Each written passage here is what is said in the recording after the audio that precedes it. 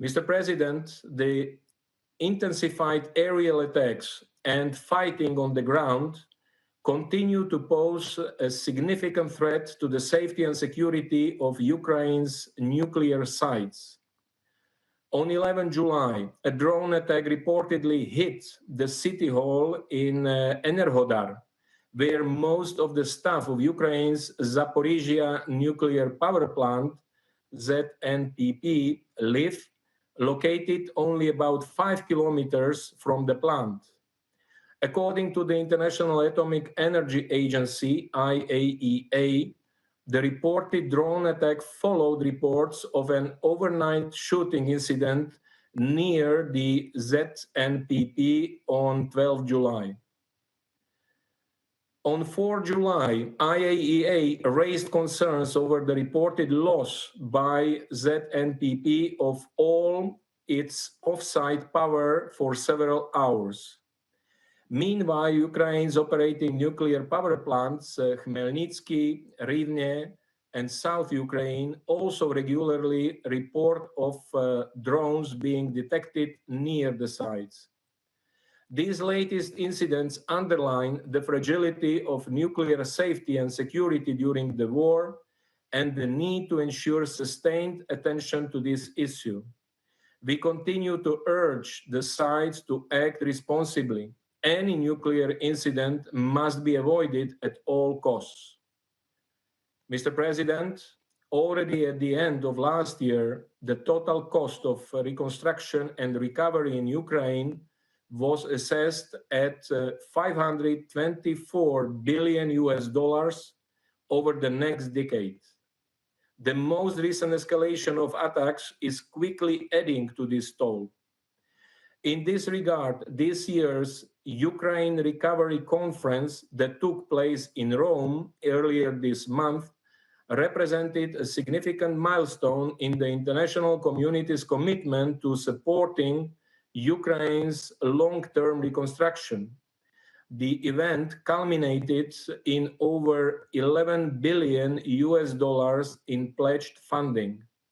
Speaking on behalf of the Secretary General, acting UNDP Administrator Hao Liang-shu reaffirmed the UN's commitment to supporting Ukraine to rebuild stronger, from advancing green energy and mine action to supporting community resilience. It is crucial that the international solidarity with Ukraine is sustained as the country embarks on its long journey for recovery. Mr. President, on Wednesday, Ukrainian and Russian delegations met in Istanbul for the third time this year. We welcome the continuation of these direct contacts between the sides and urge Ukraine and the Russian Federation to make further progress towards a ceasefire and a lasting settlement. We are grateful for the meaningful efforts of Turkey, the United States, and other relevant actors to help sustain the necessary diplomatic momentum. We commend in particular the reported progress made in the humanitarian track of these talks, including with regards to exchanges of prisoners and of war and civilian detainees. Since last May, following the first two rounds of negotiations in Istanbul, the Russian Federation and Ukraine have already reportedly exchanged hundreds of prisoners of war, including those badly injured, as well as more than 7,000 mortal remains. Each such exchange and repatriation alleviates the pain of the affected families and serves as a reminder that diplomacy can work. We therefore call on the sides to continue such exchanges. Mr. President, on Tuesday, this Council unanimously adopted a resolution reiterating that all states shall settle their international disputes by peaceful means through dialogue, diplomatic engagement, and cooperation in such a manner that international peace and security and justice are not endangered. The resolution also underscored the importance of the full, equal, and meaningful participation of women and meaningful participation of youth in dispute resolution efforts.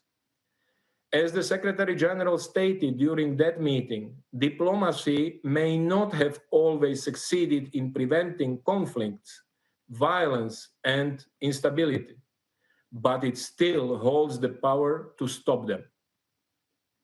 With this in mind, and recalling the Security Council Resolution 2774 of 2025, adopted in February, it is crucial that the momentum of the ongoing diplomatic contacts is not only sustained, but reinforced by genuine political will to make tangible progress towards ending the current dangerous cycle of escalation as soon as possible.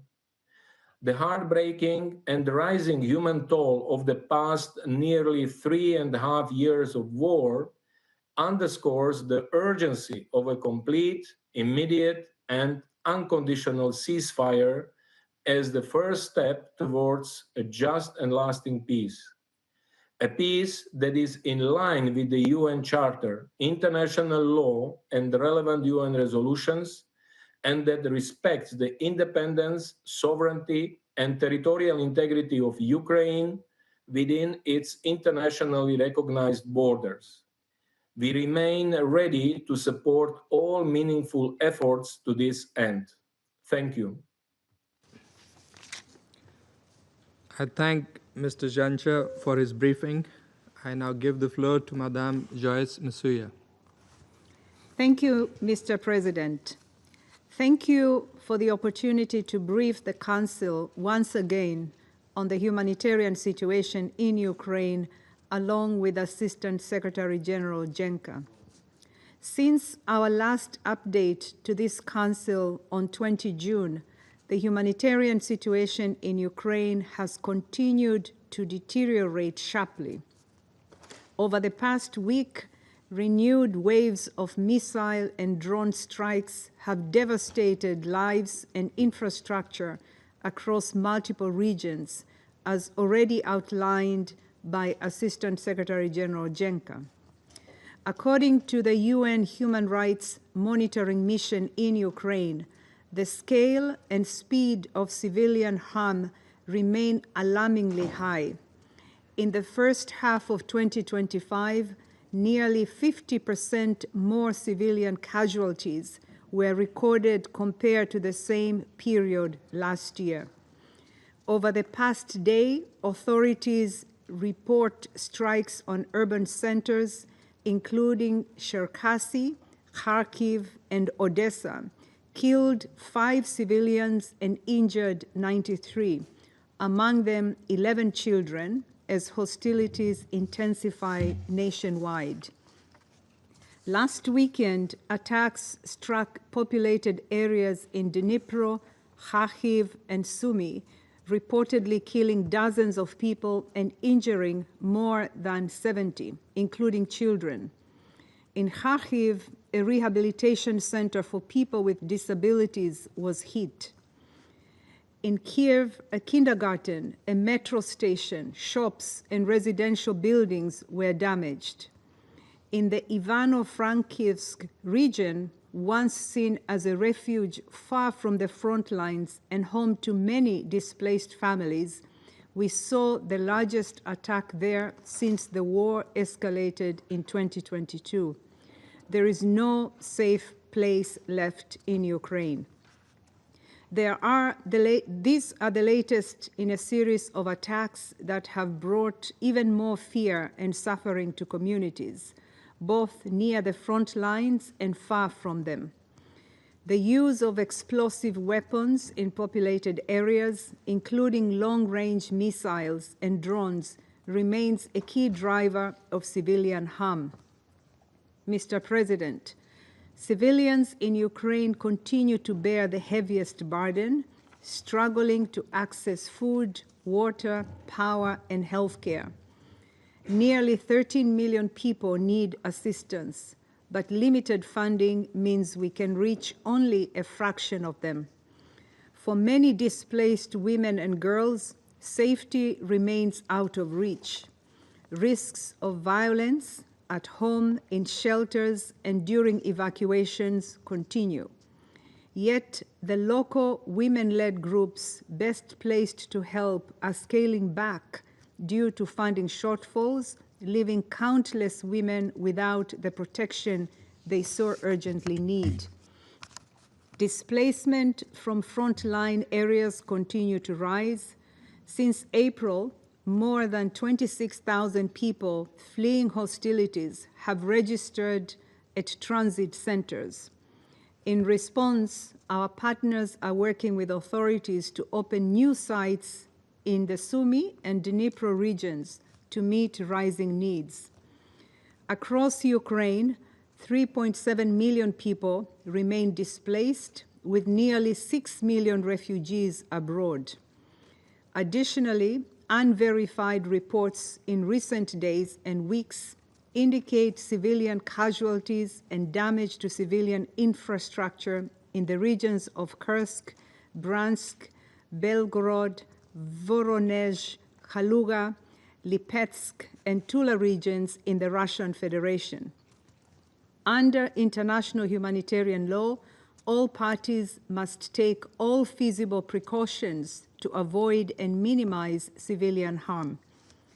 Mr. President, the continued use of anti-personnel mines puts civilian lives and livelihoods at risk every day. The Anti-Personnel Mine Ban Convention strictly prohibits their use. Under this convention, states have agreed that the harm caused by these weapons is unacceptable and that considerations of humanity must impose limits on their use. We cannot go back. This is why we note with alarm the recent decree by the Ukrainian president announcing Ukraine's withdrawal from the convention. This follows the regrettable decisions of neighboring countries to withdraw from this convention.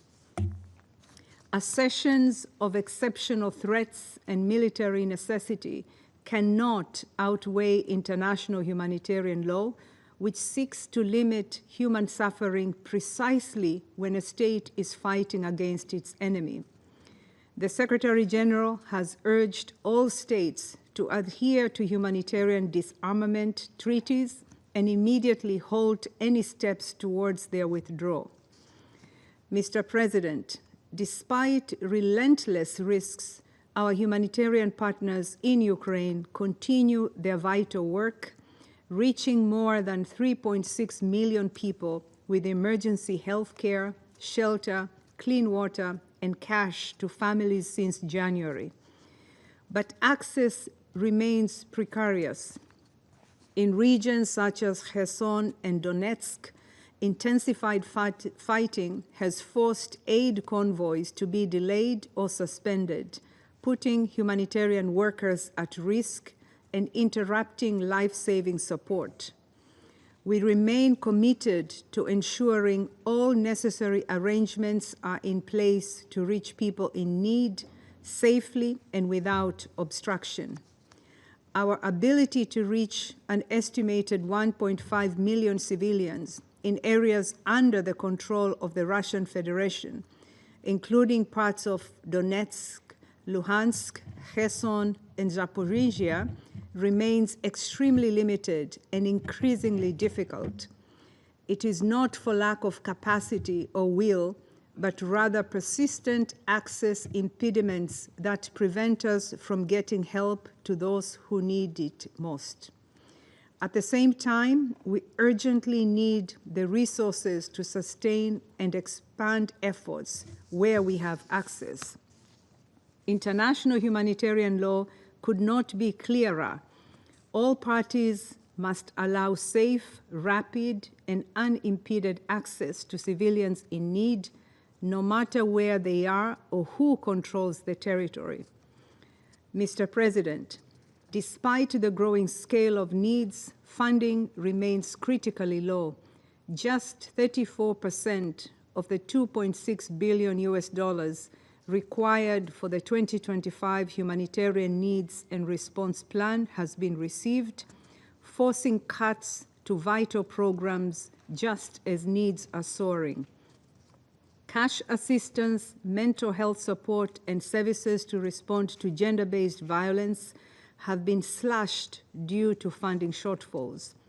Without an immediate influx of resources, even prioritized programs will be at risk, just as the people of Ukraine approach a fourth wartime winter.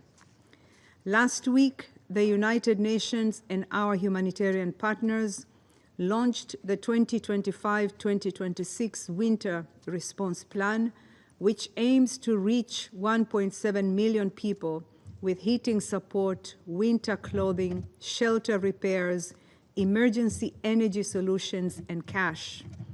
The plan prioritizes households in frontline and collective sites where freezing temperatures could turn already dire conditions into deadly ones.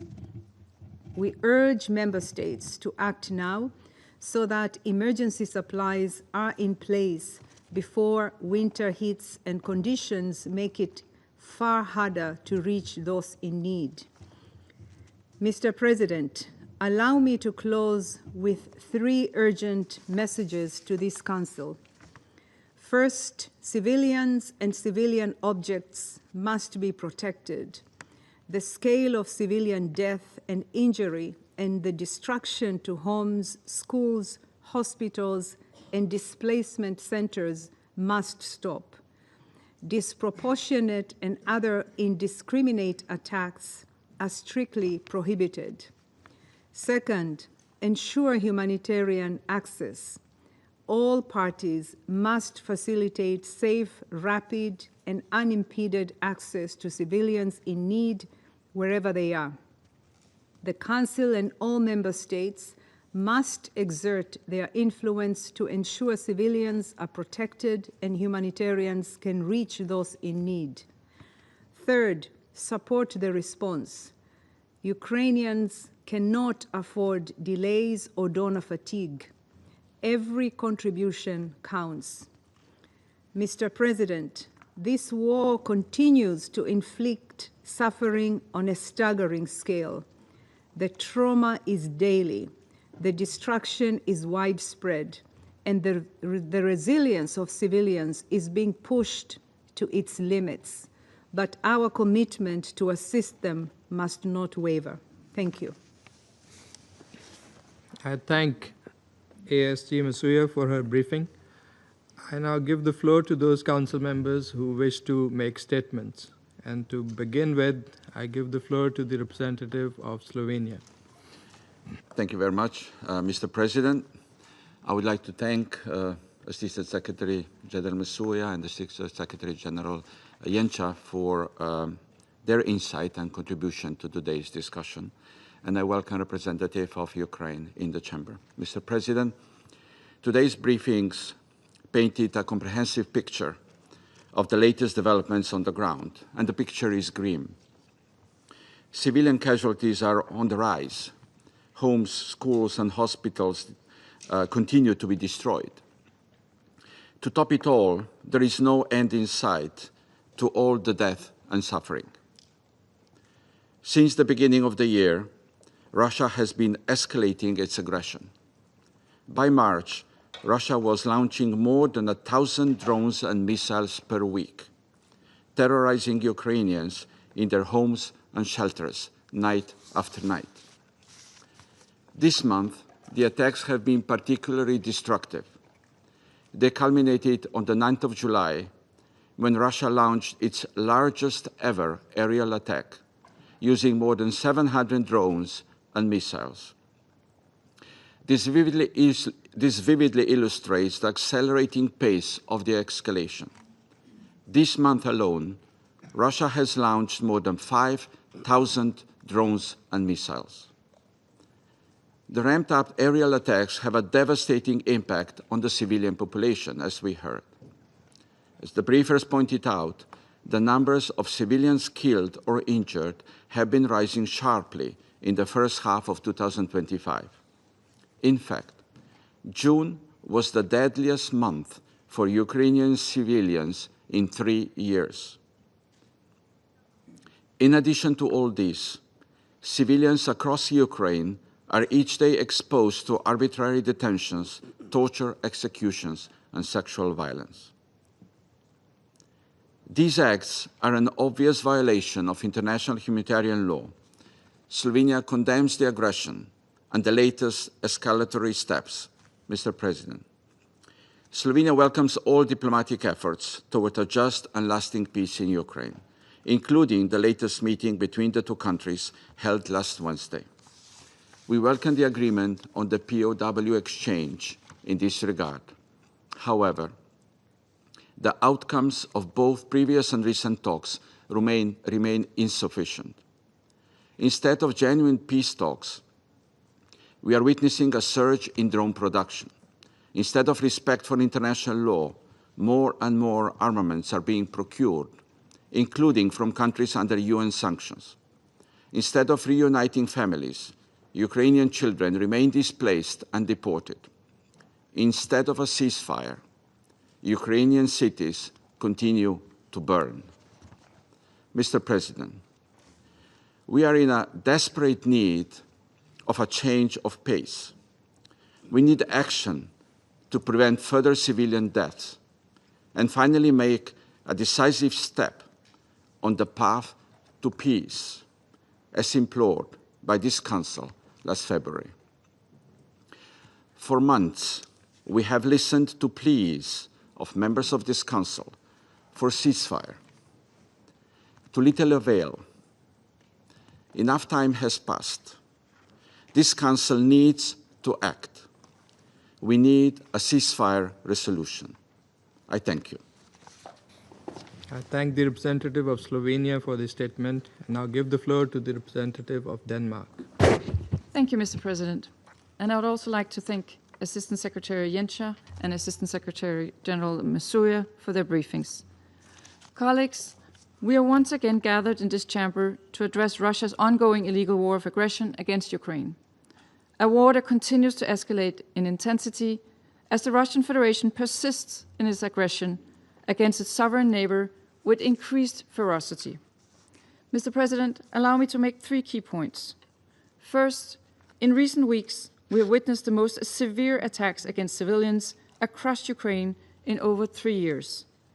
A relentless and sustained Russian blitz of drones, missiles, and bombs has inflicted death, destruction, and despair. Kyiv has been subjected to intense overnight missile and drone attacks. Since then, several other regions, including Dnipro, Kharkiv, Kherson, Odessa, Sumy, and Vinnytsia, also came under heavy attack. Deliberate assaults continue to be launched against civilian targets, from residential blocks and hospitals to shopping centers and other critical infrastructure. Nowhere is safe for Ukraine's civilians. In the last week alone, at least 20 civilians have been killed and more than 100 injured, including several children. Russia's claim that its armed forces only attack military targets is nothing more than this distortion of the truth. The reality on the ground tells a different story, as we also just heard from Assistant Secretary General Masuya. This is in clear violation of international humanitarian law and constitutes a callous disregard for civilians. Second, Mr. President, Russia's disregard for international law is having an outside impact on children who suffer some of the gravest consequences. For 3 consecutive years, the Russian armed forces have been listed in the annex of the Secretary General's annual report on children in armed conflict for committing grave violations against Ukrainian children. From the latest report, we have learned that Russia's actions in the past year have reached new levels of brutality. In addition to the unlawful abduction of thousands of Ukrainian children, Russian forces killed and maimed 671 children, according to the report. They also attacked over 500 schools and more than 300 hospitals. This marks a 60% increase in child casualties and a staggering 150% increase in attacks on schools and hospitals compared to 2023. We recall that civilian objects are protected under international humanitarian law and must not be targeted. Denmark fully supports the Secretary General's call for Russia to immediately cease all violations against children. We urge Russia to take concrete steps to prevent further violations by developing and implementing a joint action plan with the United Nations. Third, Mr. President, Russia's senseless, full-scale aggression continues in its fourth year. It must come to an end. For months, Ukraine has been ready to agree to an unconditional 30-day ceasefire. We call on Russia to accept this offer without any delay. Such a response would reflect a genuine commitment to peace. While we welcome the agreement on new exchanges of prisoners of war reached in Istanbul this week, we cannot ignore that the Kremlin continues to pursue its illegal and brutal full-scale invasion of Ukraine. This week, Russia has continued to destroy cities, killing civilians, and targeting civilian infrastructure across Ukraine. These actions undermine the foundations for peace. Mr. President, in conclusion, while Russia's attacks intensify, we increase our support for Ukraine. We reiterate our call for a just, sustainable, and lasting peace in line with the purposes and principles of the UN Charter. We have reaffirmed the sovereignty, territorial integrity, and political independence of Ukraine. Denmark will continue to stand with Ukraine for as long as it takes, until the Ukrainians can once again live in peace and freedom in their own country. I thank you. I thank the representative of Denmark for the statement, and I'll give the floor to the representative of France. Merci. Thank you, President. At the outset, I would like to thank ASG Miroslav Zhenka and ASG Joyce Msuya. Thank you for your briefings, which recalled the gravity of the situation. President, a week ago, President Zelensky said once again that he was prepared to partake in direct peace talks with the Russian president. What was Russia's response? Massive strikes on Ukrainian cities, very far from the front line, and this between the 20th and 21st of July. Our Minister of Foreign Affairs, Jean-Noël Barrot, arrived in Kiev just a few hours later to reiterate our determination to increase pressure on Russia and to give Ukraine the means to defend itself. This is what we're doing together with the European Union. By systematically attacking civilian targets and essential infrastructure, essential for daily life, Russia is trying to sow fear and discord in Ukraine. Unable to break through the front line for over 3 years now, Russia is trying to break the rearguard. Russia must understand that this strategy of massive and systematic violation of international humanitarian law and the Geneva Conventions is not only illegal, what's more is it's useless. Russia will not manage to erode the morale of the Ukrainian people, and France would like to commend Ukraine's resilience and courage. France is also systematically targeting energy infrastructure. It is compromising without hesitation nuclear safety and security. In Chernobyl, our minister saw considerable damage that was done in February by a Russian Shahed drone, a drone which perforated the confinement sarcophagus, which prevents radioactive emissions. President, in Istanbul 2 days ago, Ukraine reiterated its readiness to implement an immediate and unconditional ceasefire, as Ukraine has been doing for 5 months now. Russia once again refused. Russia reiterated its maximalist demands set out in the memorandum it gave to Ukraine on the 2nd of June. Russia cannot demand Ukraine's capitulation as a precondition for stopping the hostilities. President, in order to live up to its responsibilities, this Council cannot simply deplore civilian suffering and call for peace talks. The Council must, first, call a spade and recall the fundamentals of the conflict. Faced with Ukrainians' aspirations to liberty and democracy, it is Russia which on 2 occasions invaded Ukraine in 2014 and 2022, and this in flagrant violation of the Charter. Second, The Council must condemn violations of international humanitarian law and human rights law, violations committed by Russia. We must call on it to put an end to this. Indiscriminate attacks against civilians constitute war crimes.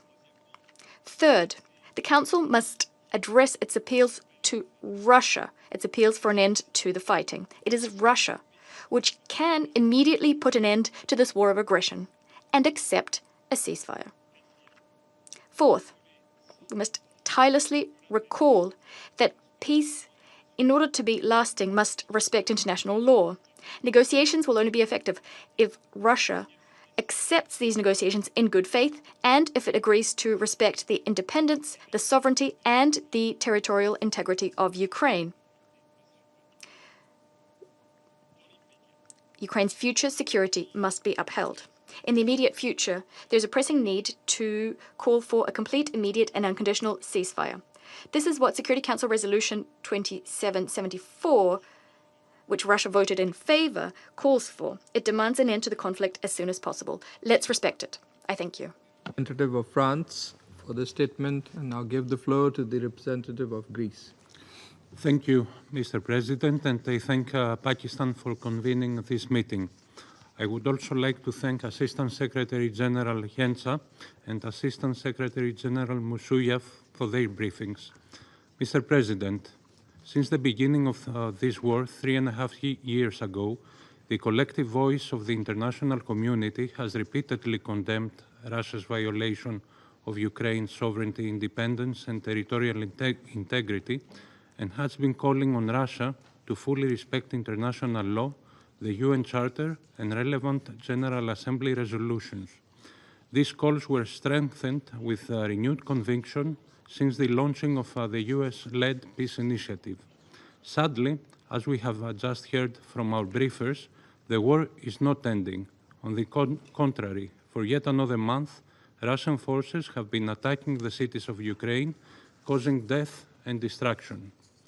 June has been the single deadliest month for Ukrainian civilians since at least May 2022, with the number of missiles and loitering munitions launched by Russia into Ukraine increasing tenfold from June 2024. Once more, the vulnerable, children, women, and the elderly are disproportionately affected, with 100 casualties among children alone. This trend has continued in July. These attacks have inter alia targeted energy infrastructure and disrupted power supply to the Zaporizhia nuclear power plant for the first time since December 2023, further endangering nuclear safety. We note with extreme concern that according to the WHO, nearly 40% of all attacks against healthcare facilities worldwide this year took place in Ukraine, causing casualties among medical personnel and patients. We are likewise concerned about reports on the use of chemical weapons on the battlefield. Greece joins the Secretary General in strong condemnation of the latest severe attacks by Russia against civilian population and infrastructure in Ukraine, and we also condemn any attacks against civilians which constitute blatant violations of international law, including humanitarian and human rights law.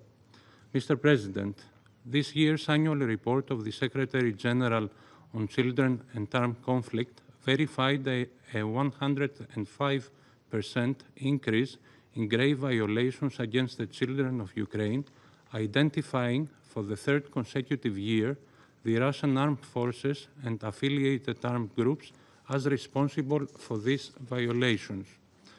These findings are compounded by this year's recently released Council of Europe's report on the human rights situation in the territories of Ukraine temporarily occupied by Russia, which demonstrates that Russia's war of aggression has continued to lead to immense human suffering.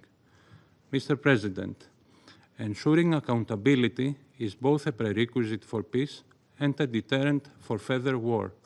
On that front, Greece welcomes the July 9th ruling of the European Court of Human Rights, in which the court held Russia unanimously accountable for flagrant and widespread abuses of at least 10 fundamental human rights in eastern Ukraine between 2014 and at least 2022. Greece also welcomes the signing of the agreement between the Council of Europe and Ukraine for the establishment of a special tribunal for the crime of aggression against Ukraine. Mr. President, we have long advocated for peace, which is long overdue. We welcome the 3 rounds of direct bilateral talks and the agreements on exchange of prisoners, including the most recent one on July 23rd. However, we regret that peace efforts have not produced any other tangible results and have eventually stalled. We reiterate that no peace effort can have any substantial results if hostilities continue. Therefore, it is imperative that any peace efforts should be approached in good faith, starting by agreeing to an immediate and unconditional ceasefire as the first step towards a comprehensive, just and lasting peace, in line with international law and the UN Charter, and in full respect of Ukraine's sovereignty and territorial integrity. I thank you. I thank the representative of Greece for the statement. Now give the floor to the representative of the Republic of Korea. Thank you, Mr. President. At the outset, I also would like to thank ASG Yencha and ASG Msuya for their informative briefings and welcome the participation of Ukraine in today's meeting. Mr. President, as the war in Ukraine stretches beyond 1,250 days, the human, moral, economic, and geopolitical costs of this aggression continues to mount. Contrary to the hopes of many who yearns to escape from this dark tunnel, Russia is intensifying its relentless attacks, now deploying hundreds of deadly drones and missiles daily. Indeed, June marked the highest monthly civilian casualty toll in 3 years, with 232 killed and 1,343 wounded. The humanitarian situation in Ukraine continues to deteriorate, and civilian suffering is deepening. We reiterate that such large-scale and indiscriminate attacks on civilians and civilian infrastructure constitute a clear violations of international humanitarian law. The Republic of Korea once again strongly calls for a full, immediate, and unconditional cessation of hostilities to prevent further civilian casualties. In this regard, we support the recent call by the United States to achieve a long overdue ceasefire within 50 days. And we urge Russia to respond to this call, one that has been echoed by nearly every other member of the international community. Now more than ever, as the casualties continue to mount and the war shows no signs of abating, the urgency for a ceasefire is undeniable. We have already witnessed the concrete benefits of such a ceasefire during another major ongoing conflict. Although the humanitarian situation in Gaza remains dire today, earlier this year, during the fleeting ceasefire in Gaza, humanitarian conditions on the ground markedly improved. Hundreds of aid trucks were able to enter Gaza, delivering much-needed food, medicine, and other humanitarian supplies to suffering Palestinians. This clearly demonstrates that an immediate halt to hostilities is not merely symbolic. It is a vital step toward alleviating civilian suffering and creating the necessary space for diplomacy. On another front, we also take note of the third round of talks recently held between Ukraine and Russia in Istanbul to seek an end to the conflict and bring about sustainable peace. We do not expect a miraculous breakthrough from just a few meetings. However, we do hope for the restoration of normalcy for the innocent civilians who have endured more than 3 years of immense hardship. They need a respite from the terrible nightly drone swarms, now numbering in the hundreds each day. We believe the realistic path to ending this war and achieving lasting peace begins with a prompt ceasefire agreement, followed by a sustained negotiations supported by confidence-building measures such as prisoner exchanges and return of fallen soldiers. These efforts must not be used to buy time for destructive or territorial ambitions, but instead must reflect the genuine political will to end this war. Mr. President, a major obstacle to achieving these goals lies in the ongoing military cooperation between Russia and the DPRK. Despite repeated condemnations from the international community, this illicit collaboration has been prolonging the war in Ukraine by enabling the large-scale transfer of ammunition, artillery, and missiles from the DPRK to Russia, as well as the deployment of North Korean troops in a flagrant violation of the UN Charter and relevant Security Council resolutions. Moreover, such cooperation poses grave risks to the security of the Republic of Korea and to regional stability. Potential military assistance and technological transfer from Russia to DPRK represent a serious and growing threat to the safety of the Korean people and to broader peace in Northeast Asia. We reiterate that all forms of cooperation between Moscow and Pyongyang must fully comply with relevant Security Council resolution and international law. In closing, Mr. President, the international community can no longer afford to stand idly by while this senseless war continues. This is why we must come together, raising a united voice to demand an immediate ceasefire and pursue a just and lasting peace. We sincerely hope that those who initiate this war will heed the principled call of the international community. I thank you, Mr. President. Thanking the representative of Republic of Korea for the statement, I now give the floor to the representative of the United Kingdom. Thank you, President. And I'd like to thank ASG Yanka and ASG Monsieur for your informative briefings today. Colleagues, the world has rallied around President Trump's call for an immediate and unconditional ceasefire. Ukraine has agreed, and we echo that call again today. Yet week after week, night after night, we see the number of Russian assaults grow. June was the deadliest month yet, and July is on track to be even deadlier. This makes a mockery of the diplomacy that Russia claims to support. And the consequences are even more devastating for the people of Ukraine. Across 5 nights, from the 18th to the 23rd of July, Russia launched over 940 drones and 59 missiles at Ukrainian cities, killing 20 civilians and injuring a further 216.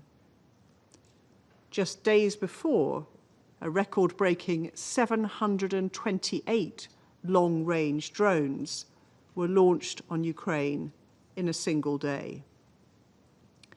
Since the start of the invasion, over 13,500 civilians have been killed and more than 34,000 injured.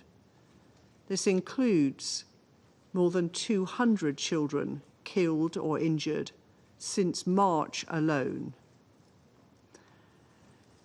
We cannot allow ourselves to become desensitized to these figures.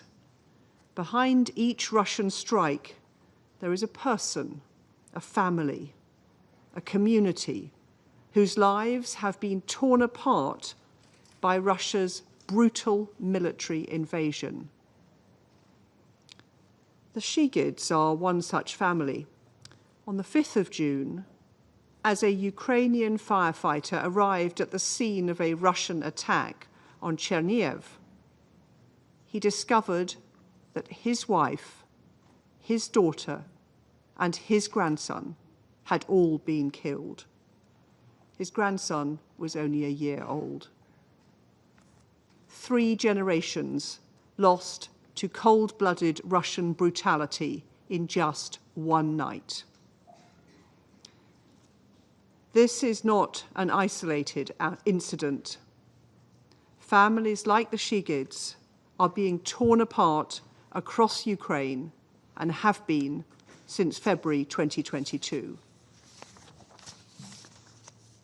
Russia has a clear and unqualified obligation to uphold the UN Charter. Russia also has an obligation to respect the Geneva Conventions and to the protection of civilians under international humanitarian law. There is simply no justification for brutal aggression like this. The reality is clear. Ukraine, a country illegally invaded by Russia, continues to show its commitment to peace. But President Putin prefers war.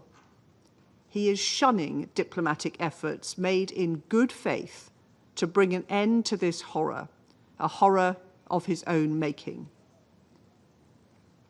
There is no ambiguity about what needs to come next. It is time for Russia to stop prevaricating and agree to an immediate and unconditional ceasefire as the first step towards a just and lasting peace. I thank you. I thank the representative of the United Kingdom for the statement. I now give the floor to the representative of Guyana. Thank you, Mr. President, for convening today's meeting. I would also like to thank Assistant Secretaries General Yencha and Masuya for the updates provided and for their work. In the 33 days that have elapsed since our last meeting on this topic, the situation on the ground has gotten considerably worse. The continuation of intense fighting in several regions and escalated attacks on civilian infrastructure continue to devastate civilian lives and drive displacement in Ukraine. Meanwhile, nuclear safety and security remain under threat, with the IAEA reporting yesterday that their team at the Zaporizhzhia nuclear power plant continues to hear shelling, explosions, and gunfire almost every day. Earlier this month, the site's training center was targeted in a drone strike, resulting in damage to its roof. Guyana deplores the ongoing attacks on or near nuclear power stations, given the risk of severe and indiscriminate harm that could result. We call on the parties to the conflict to eliminate such plans from their military strategies. Mr. President, we have been consistent in reaffirming full respect for the purposes and principles of the United Nations Charter and the territorial integrity and sovereignty of Ukraine. Likewise, we have also been consistent in calling for a peaceful end to this war. We welcome the talks that have taken place in Istanbul and join fellow council members in welcoming the recent agreement for another round of exchanges of prisoners of war. Nevertheless, we have noted that these periods of progress continue to be interrupted by increased attacks and heightened rhetoric. We urge the parties to ensure that progress is sustained by prioritizing the protection of civilians, fulfilling their international legal obligations, and ultimately agreeing to end this war peacefully and definitively. Guyana believes that many opportunities have been missed since the adoption of Resolution 2774 5 months ago, a resolution which, while not perfect, provided the first glimmer of hope since this conflict erupted. 5 months on, it appears as if the main obstacles standing in the way of peace are the absence of firm political will and an unwillingness to compromise and find common ground. Meanwhile, the civilian death toll continues to mount, and many more lives are devastated and put on pause. We call on the parties to engage in good faith and to bring an end to the suffering of the millions of men, women, and children. This includes those displaced from their homes and mourning the loss of loved ones in both Ukraine and Russia. Guyana further reiterates its call for the Russian Federation to immediately withdraw its military forces from the internationally recognized territory of Ukraine and to comply with its obligation under international humanitarian law to facilitate unhindered humanitarian access to those in need in the temporarily occupied territories. Mr. President, colleagues, it may be tempting, I'm sure, to imagine that one party will emerge victorious from this conflict. However, with nearly 50,000 civilian casualties reported to date and an unprecedented humanitarian crisis emerging, there will be no winners in this war. While the buildings are damaged can be rebuilt, the lives lost cannot be resuscitated, nor the injuries erased. But one thing remains clear: a call for peace is always relevant, and the choice of peace is never too late. The time to answer that call and to choose peace is now. I thank you. I thank the representative of Guyana for the statement. I now give the floor to the representative of the United States. Thank you, Mr. President. And thank you, Assistant Secretary General Miroslav Yensha and Assistant Secretary General Joyce Msuya for your briefings. And I welcome the representative of Ukraine. More than 100 days have now passed since this Council adopted a resolution imploring a swift end to the war and urging a lasting peace between the Russian Federation and Ukraine. Since then, there have been some positive developments.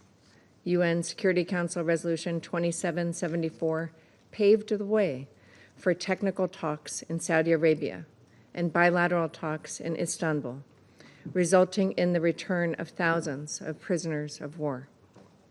But the progress we've seen has fallen far short of what is needed. Ignoring this Council's call for lasting peace in Resolution 2774, Russia has continued to kill Ukrainian civilians. Russian drones and missiles have struck schools, playgrounds, apartment buildings, and nursing homes. Russia has deployed thousands of DPRK troops to its front lines and sent tens of thousands of Russian soldiers to die on the battlefield just to gain a small amount of ground. Mr. President, colleagues, the war, killing, and destruction must end. As President Trump has repeatedly stated, there is no military solution to this conflict. On July 14th, the President of the United States put Russian President Putin on notice to agree to a peace deal within 50 days. If Russia does not agree within that time frame to stop the attacks, the United States is prepared to take further measures. Additionally, we again urge all countries, including China, to stop exports to Russia of dual-use goods that contribute to Russia's war industrial base and enable its drone and missile attacks against Ukraine. Beijing's claim to have implemented strong export controls on dual-use goods falls apart in the face of daily recovery of Chinese-produced components in the drones, weapons, and vehicles that Russia uses against Ukraine. Mr. President, now is the time for all UN member states to do our part to bring this war to an end. I thank you. I thank the representative of the United States for the statement. I now give the floor to the representative of Somalia. Mr. President, I wish to express my appreciation to ASG Yanka and Masuya for their briefing. My delegation remains gravely concerned by the continued deterioration of the humanitarian and security situation in Ukraine. The latest developments only reinforce the urgency and the complexity of the crisis before us. In that regard, I would like to make the following points. First, we are deeply troubled by the ongoing escalation of attacks impacting civilians and essential civilian infrastructure. The protection of civilians and critical infrastructure are obligations enshrined under international law. We reiterate that all parties to the conflict must respect and uphold these principles without exception. Second, we remain convinced that there can be no military solution to this conflict. Dialogue and diplomacy are the sole means to bring an end to this long-standing conflict and achieve sustainable peace. Continued hostilities serve only to prolong suffering and further diminish prospect for a sustainable peace. Diplomatic channels must remain open. In that context, we welcome the ongoing discussions in Istanbul between the Russian Federation and Ukraine concerning the exchange of prisoners of war. While these negotiations are not without challenges, they represent a constructive step on the humanitarian track. Progress, even incremental, on such issues can pave the way for broader engagement and contribute to building the trust necessary for peace. Third, we emphasize the important role of the international community in supporting diplomatic initiatives and fostering conditions conducive to a peaceful settlement. Any durable resolution will require compromise, confidence-building measures, and genuine commitment to dialogue. We reiterate our call upon all parties to exercise restraint, recommit to diplomatic efforts, and work towards an immediate and comprehensive ceasefire. In closing, Mr. President, our delegation reaffirms its unwavering support for all efforts aimed at addressing the underlying causes of the conflict and achieving a just and lasting peace in accordance with the United Nations Charter. The people of Ukraine and all those affected by this crisis deserve a future founded upon peace, security, and dignity. I thank you. I thank the representative of Somalia for the statement. I now give the floor to the representative of Panama. Gracias, señor presidente. Thank you, President. Panama regrets the accident that occurred yesterday in the Russian Federation, and we'd like to extend our condolences to the relatives of those who lost their lives, as well as the people and government of Russia. President, we welcome the convening of this briefing and the timely participation of Mr.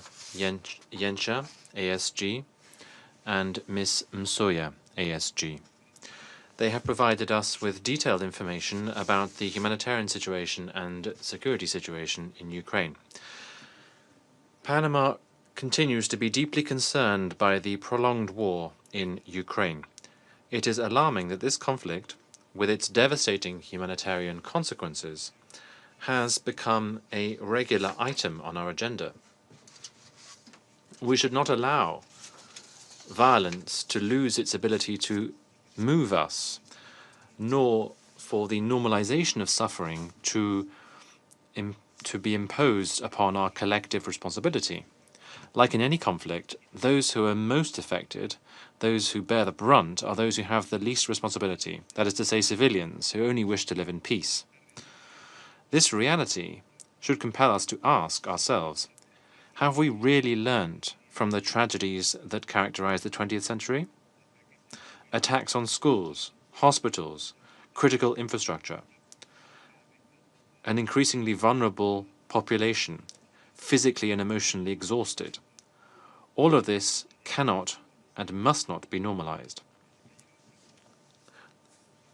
The detailed reports that Mr. Yensha and Ms. Msuya have provided us today clearly show with eloquent figures the lamentable effects of the attacks and the collective and individual tolls of the attacks on civilians,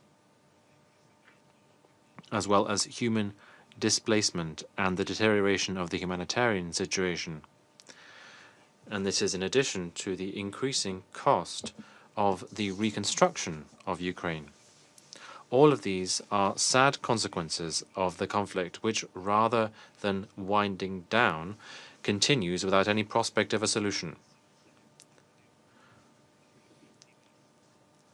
We do not think enough about the victims of the fighting, and the reports have shown that approximately 950,000 Russian soldiers have died or have been injured, and some 400,000 Ukrainian soldiers have died since the conflict erupted. Every day that passes without our acting deepens the collective trauma and erodes the minimal bases of the social contract. We cannot allow fear and despair to prevail over security and dignity. We urgently need to redouble diplomatic and humanitarian efforts to protect those who are not able to protect themselves, in line with our obligations pursuant to the Geneva Conventions. President, we are gathered here today in this chamber, which was as a result of the 1955 spirit, precisely to avoid situations such as those in the past recurring. However, the figures that we've heard this morning and that we continue to hear every month defy this founding commitment. We are particularly concerned about nuclear security. At the beginning of this month, an attack completely disconnected the Zaporizhzhia nuclear plant.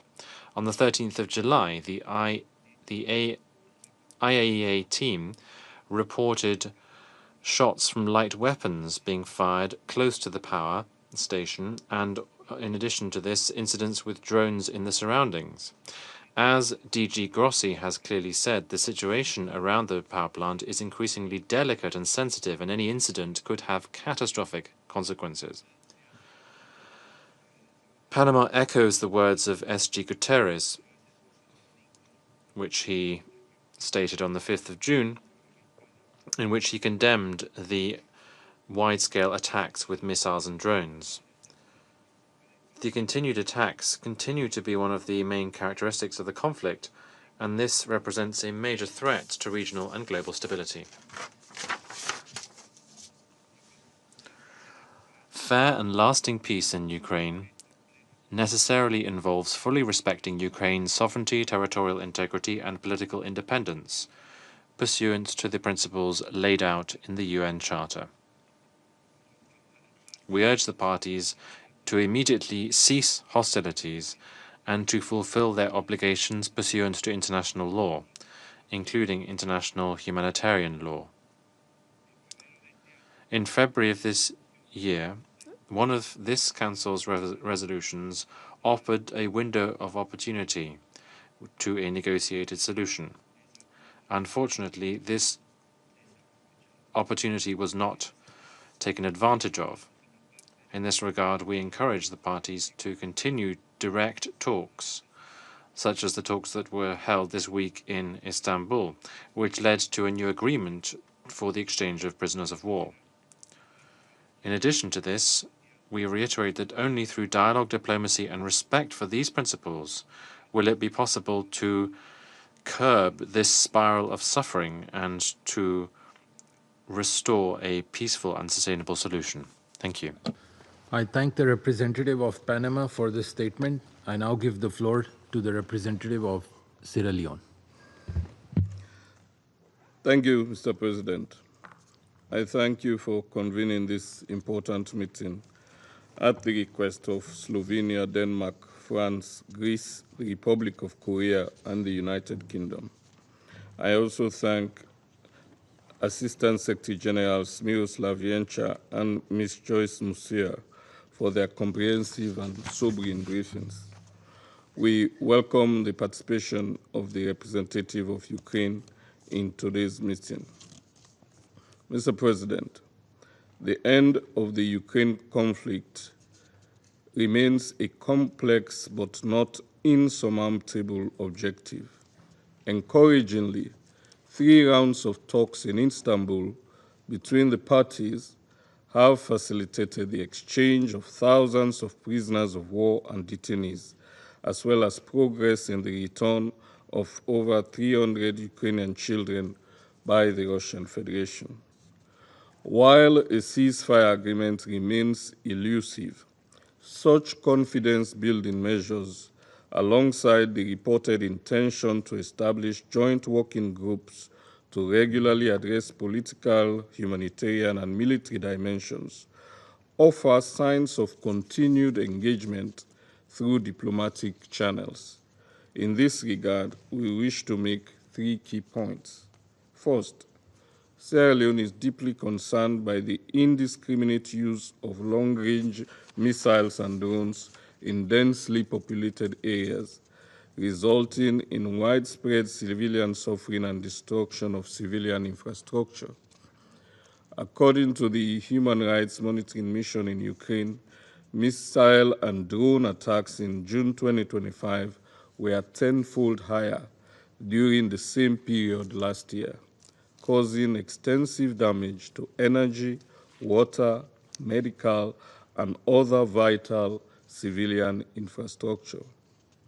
Since the beginning of this year, approximately 6,754 civilians have reportedly lost their lives, including an alarming increase in casualties among children.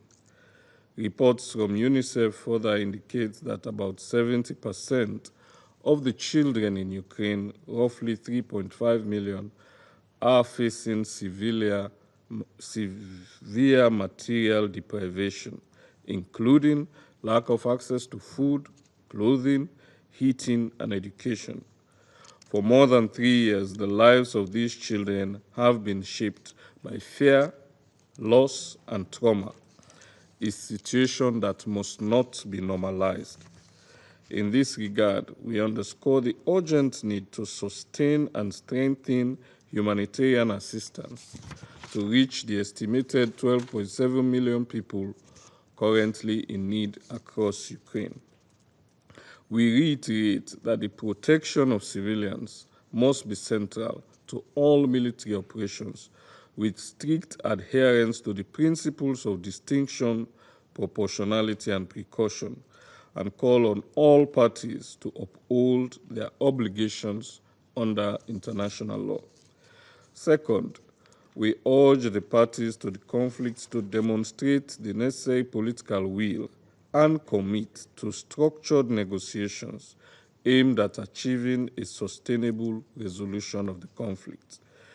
Building on the progress made in Istanbul, we join others in encouraging high-level political dialogue to address substantive matters for a ceasefire and a lasting peace.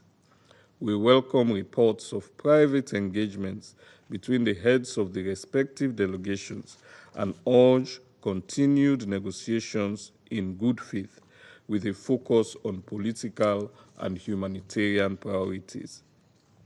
We commend the sustained efforts of the United States, European leaders, and other partners in support of a comprehensive ceasefire.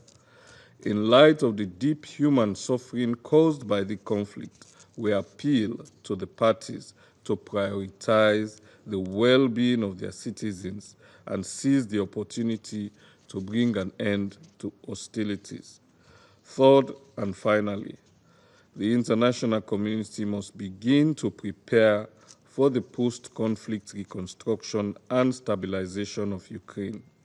The scale of devastation is immense, an estimated 139,000 square kilometers of territory are reportedly contaminated with landmines and explosive remnants of war, posing enduring threats to safety and livelihood. Short-term financial requirements for budgetary support, reconstruction, and humanitarian assistance have been estimated at approximately 40 billion annually by the Kyiv School of Economics. According to the World Bank's Rapid Damage and Needs Assessment done in February this year, long-term reconstruction costs may amount to over 524 billion in the coming decade. Thus, the challenge ahead is significant. We welcome international coordination mechanisms supporting Ukraine's recovery, including the Multi-Donor Coordination Platform and the Ukraine Recovery Conference. The guiding principles are outlined in the Lugalo Declaration: partnership, reform focus, transparency, democratic participation, inclusivity, and sustainability remain fundamental. We also note with appreciation the increased engagement of the private sector in the recent recovery conference held in Rome, underscoring the crucial link between sustainable development and durable peace. In conclusion, Mr. President, we reaffirm that only a comprehensive ceasefire and peace agreement will enable the government and people of Ukraine, including over 10 million displaced persons, to begin the arduous process of recovery, healing, and rebuilding. Sierra Leone reiterates its support for all efforts that seek to protect civilians, uphold international humanitarian law, and advance a just and lasting peace that respects the sovereignty, territorial integrity, and internationally recognized borders of Ukraine, while addressing the legitimate security concerns of all parties to the conflict. I thank you. I thank the representative of Sierra Leone for the statement. I now give the floor to the representative of Algeria. Thank you, Mr. President. At the outset, I would like to thank Assistant Secretary General for Europe, Central Asia, and the Americas, Mr. Miroslav Vienka, and Assistant Secretary General for Humanitarian Affairs and Deputy Emergency Relief Coordinator, Ms. Joyce Msuya, for their valuable briefings. Mr. President, unfortunately, the ongoing war between Russia and Ukraine continues, as does the killing of innocent civilians, including women, children, and the elderly. In addition to the continued recorded heavy losses in property and infrastructure, including vital facilities, which Algeria has condemned several times for being a flagrant violation of the rules of international law, including international humanitarian law. And despite the positive momentum we have witnessed recently, which was embodied in long-awaited direct meetings between the two parties, the logic of confrontation and fighting still dominates on the ground, and unfortunately, the logic of polarization still affects the state of affairs, undermining diplomatic efforts to end this war. This conflict has not only affected the peoples of the region, but has also had spillover effects in many regions of the world, especially developing countries, as a result of the repercussions of this conflict on food and energy markets across the world. Faced with this situation, my delegation would like today to stress the following points. 1. Algeria reiterates its call on the two parties to show restraint and wisdom and to make the lives and safety of civilians their priority and to fully abide by the rules of international law, including international humanitarian law, which expressly prohibit the targeting of civilians and civilian infrastructure. 2. Algeria stresses its firm conviction that the solution will not come by the force of arms or by imposing hegemony, but by favoring the language of constructive and inclusive dialogue and negotiations, and the ability of both parties to overcome differences and to find a peaceful solution that will put a definitive end to hostilities and end the war. In this regard, Algeria calls on the parties to focus effort on the ongoing negotiating process and to be inspired by the positive results achieved so far through the exchange of prisoners to reach a just and lasting peaceful solution based on the principles and purposes of the Charter of the United Nations and is responsive to the legitimate security concerns of the parties. 3. Algeria renews its call on the international community to redouble its diplomatic efforts to create an atmosphere conducive to negotiations that brings views closer together, away from polarization and narrow geopolitical calculations. Finally, Algeria renews its firm commitment to support any international efforts aimed at finding a peaceful political solution that satisfies both parties and putting an end to this war and returning the entire region back to safety. I thank you. I thank the representative of Algeria for the statement. I now give the floor to the representative of China. President, I thank ASG Yencha and ASG Masuya for their briefings. We've noted that Russia and Ukraine have in recent times continued to implement the consensus reached in previous negotiations and promoted the exchange of prisoners of war and the remains of fallen soldiers. They also held the third round of direct talks a few days ago, in which a new consensus on the continuation of the exchange of prisoners of war and other humanitarian issues was reached. China welcomes these positive developments and calls on the parties concerned to maintain the momentum of the peace talks, continue to build consensus and enhance mutual trust with a view to reaching a comprehensive, lasting, and binding peace agreement. We've also noted that in recent days, Russia and Ukraine have continued to carry out large-scale drone and missile strikes against each other, resulting in heavy casualties and infrastructure damage and destruction. China is deeply concerned and saddened by this, and once again urges the parties to the conflict to show maximum restraint, comply effectively with international humanitarian law, and refrain from attacking civilians and civilian infrastructure under any circumstance. It is imperative that the two sides make joint efforts to de-escalate on the battlefield at an early date. We have further noted that Russia and Ukraine have recently issued statements toward each other about how to restore peace in Europe and achieve a political solution to the crisis. The major parties in the international community have also repeatedly released positive signals on dialogue, negotiation, and ceasefire, and continue to engage in diplomatic efforts for peace talks. China welcomes all efforts towards peace and encourages both Russia and Ukraine to continue to show political will and flexibility, while the international community continue to call for peace, build a consensus over peace, and carry out efforts for peace. All parties should jointly make practical efforts to promote a political solution to the crisis. President, China has always maintained an objective and impartial stance on the Ukraine issue and has been committed to promoting peace talks and political solution. We have been actively carrying out diplomatic mediation in accordance with 4 shoulds proposed by President Xi Jinping while maintaining effective communication with both Russia and Ukraine.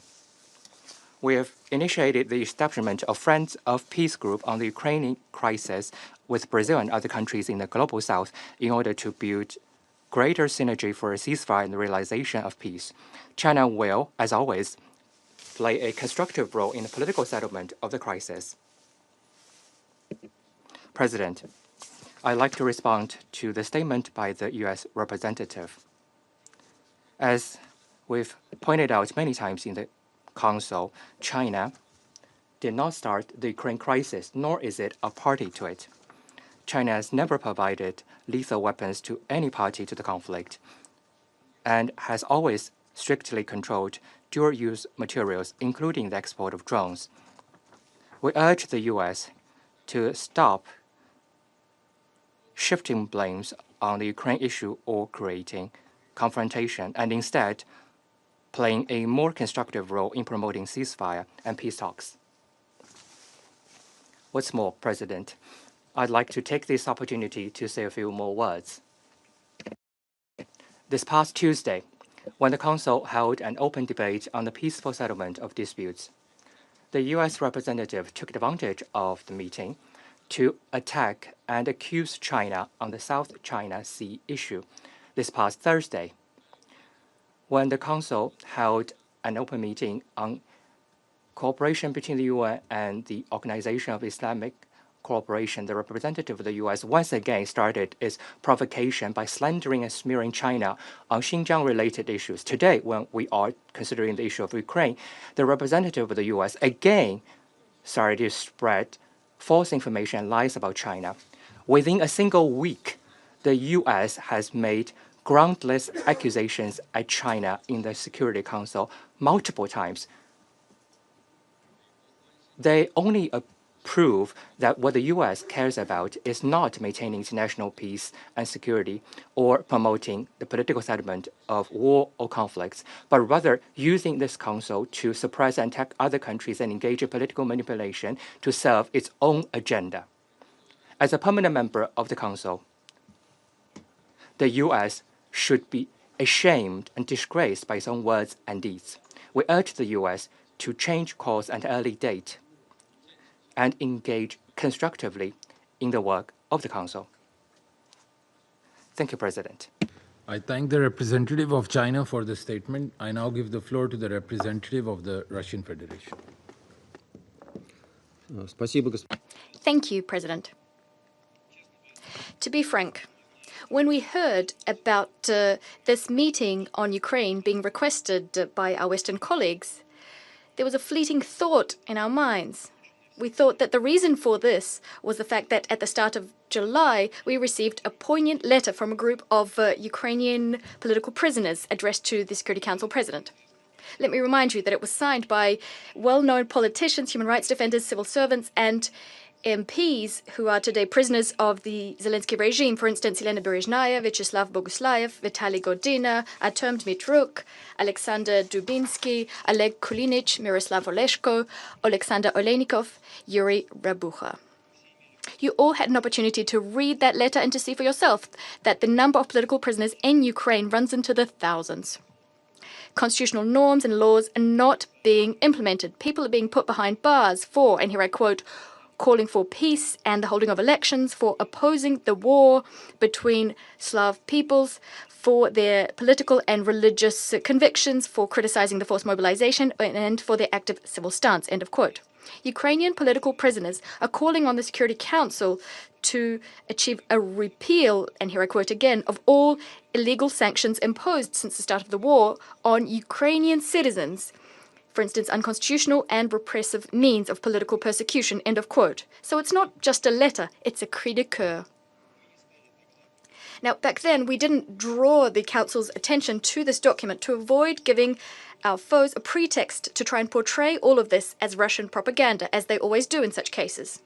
Think no further than the fact that in January 2024, Gonzalo Lira, an American citizen, was tormented to death in a security service of Ukraine cell, whose HR revelations were written off as Russian propaganda by the Kiev regime. Starting in 2014, any criticism of the Ukrainian government, according to what they say is Russian propaganda. This unsophisticated logic persists to this day. The forced mobilization, which the human rights defenders mentioned in their letter, is also, according to the Kiev posse, a concoction of the Kremlin. Yet all Ukrainians know that Zelenskyy's draft officers, the Territorial Centers for Recruitment, or TCRs, well, they're literally abducting people in broad daylight on the streets, in malls, pharmacies, and sports clubs. In doing so, they're using the harshest, at times inhumane methods. Hundreds, if not thousands, of cases have been reported of draftees being killed or maimed. All Ukrainians are talking about this, but the authorities deny it. There's a plethora of videos on social media where men are being nabbed in the streets. They're being ripped from their families, badly beaten, pushed into buses, frequently leaving their small children alone in the street. And Ukrainian civil servants are calling this, cynically calling this, scenes staged by the Moscow film studio. If we believe the Ukrainian authorities, Ukrainians are queuing up to go to the front. Can you imagine what it's like for ordinary Ukrainians to listen to such vile lies? However, recently, this system of collective lying and covering up for each other faltered. Staff at one such draft center in Transcarpathia, during one of their raids, seriously injured a 45-year-old man, József Shibentiev, an ethnic Hungarian who's a citizen of both Ukraine and Hungary. As a result, he ended up in hospital and died after a few weeks. And this despite the fact that Mr. Shibestien was drafted but then deemed unfit for duty for health reasons.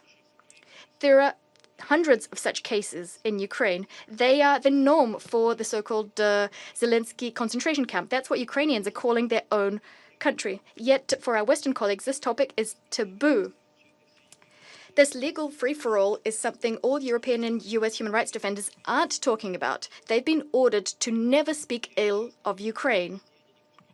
And this poor soul, Mr. Shibestien, no one would have found out about his fate. But, unfortunately for Zelensky and his sponsors, he turned out to be a Hungarian. Thus, the Ministry of Foreign Affairs of Hungary protested decisively against the killing of their citizen and demanded official explanations. In response, the Ukrainians said that supposedly the draftee had attempted to flee and then died in hospital of natural causes. Of course, the Ukrainian side, just like in many other cases, despite the obvious facts, refused to bear any responsibility for the man's demise. These lies, of course, did not satisfy Budapest, and the scandal rages on. President, it's a good thing we have Hungary, which takes a principled stance. Hungary does not want to, in contrast to the overwhelming majority of other EU countries, does not want to turn a blind eye to the dictatorship in Ukraine, but who will defend the other unfortunate souls who have been forcibly mobilized. Those who the regime, steeped in lies, led by the Kiev princeling, those who are being thrown into the meat grinder to further Western geopolitical interests. For instance, there's an elderly woman from the city of Myrev in Kharkiv region. Recently, she tried to stop the draft office from taking away her son. She clung on for her life to the minibus full of conscripts, preventing it from leaving. But draft officers pushed her harshly, and as a result, she was unconscious, lying in the middle of the road. Images of this abuse caused outrage across Ukraine. Try to guess what Zelensky's accomplices said in response. You're right, this was all characterized as Russian propaganda. Ukrainians are now used to the fact that getting justice and punishment for all those violating all legal norms, including the Constitution, is impossible. In those rare cases where criminal cases are initiated against draft office staff because they're abusing authority, the State Bureau of Investigations, which conducts pre-trial investigations, in that case, that investigations office does not find any crimes. They say no crime has been committed. What are ordinary people left to do, those who don't want to go and fight? Increasingly, we're seeing them blocking roads, blocking settlements, and not letting draft officers, who they deem cannibals, to enter their towns and cities. Ukrainians absolutely hate staff of these draft officers who are known as politsai in common parlance, the term used for fascist punishers during the occupation of Ukraine.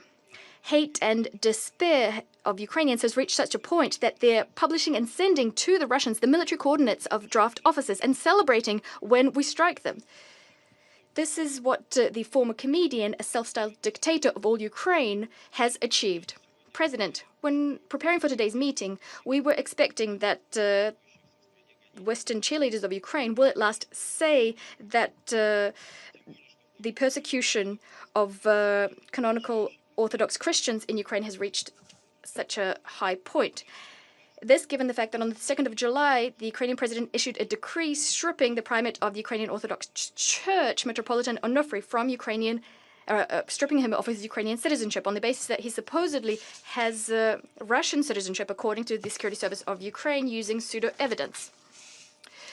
He denies this, but he's also been accused of, and here I quote, maintaining links with the Moscow Patriot and knowingly acting against the canonical independence of the Ukrainian Church from the Moscow Patriot, representatives of which are openly supporting the Russian aggression against Ukraine, end of quote. And this is happening in a country where the freedom of religion and the separation of church and state are enshrined in the constitution. The medieval Inquisition could have learnt a lot from the Zelensky regime when it comes to persecuting dissent and witch hunts. As for our Western colleagues, they're averting their eyes in shame when we point out that these are the kinds of authorities they've given rise to in Ukraine. And today they said absolutely nothing, not a word about this outrageous situation I just mentioned. Something else our Western colleagues are silent on is another part of this witch hunt, which the Kiev princeling is engaged in of late. Having found out that anti-corruption structures independent from the president have prepared compromising material and criminal cases against Zelensky and his inner circle, he used his pocket parliament to ensure that this body now reports to the Prosecutor General's office, who answers to him, the president. Thus, as we speak, his accomplices are destroying documents exposing corruption in the highest echelons of power, including the Kiev usurper and his team, who've spent billions of dollars in budget funds and Western aid. Now, having gotten their hands on this evidence, the evidence that exposes them, they're now backtracking, supposedly in response to a negative uproar in Ukrainian society and abroad. It's worth noting that the bodies that are being struck, the bodies that are being hit were initially set up under Western pressure, portrayed as an antidote to corruption. But we didn't hear anything about that today. I cannot but mention the ravaging of the Hill of Glory memorial complex in Lvov.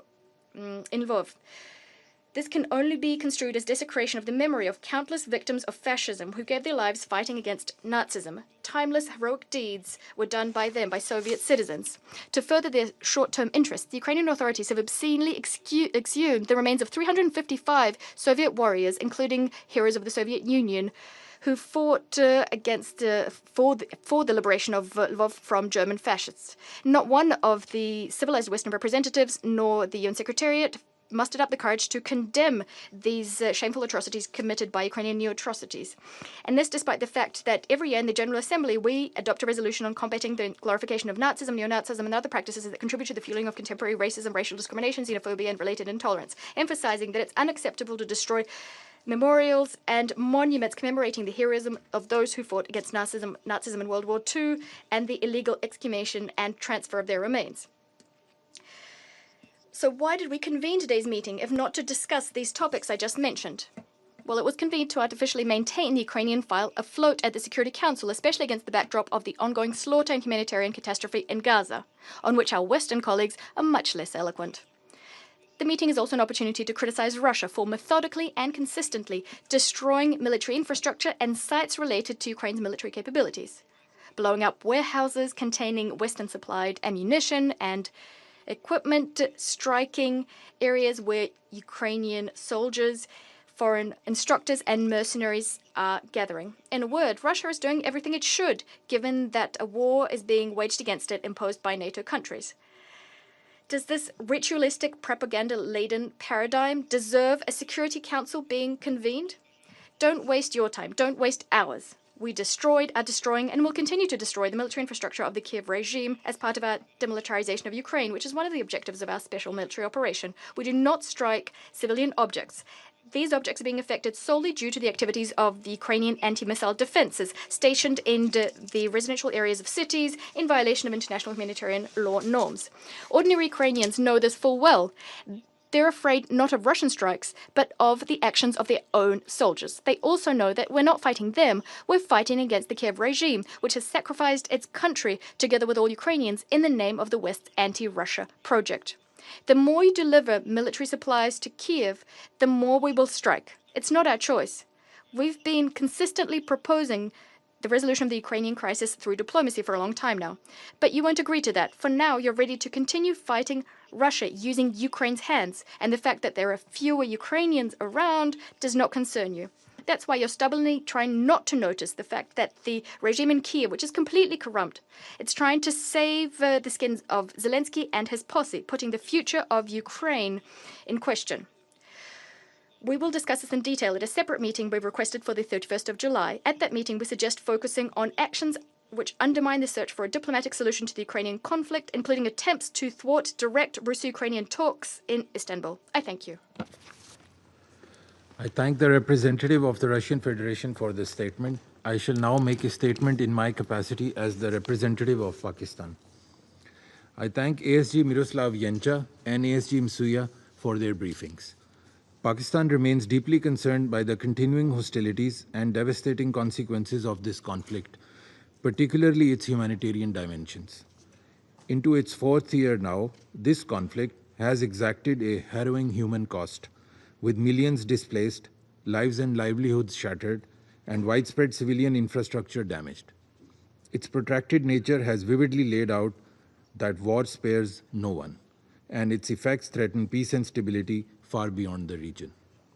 It is unfortunate that despite the diplomatic efforts at the start of the year, including Security Council Resolution 2774 and multiple limited ceasefire understandings, tangible progress has remained elusive.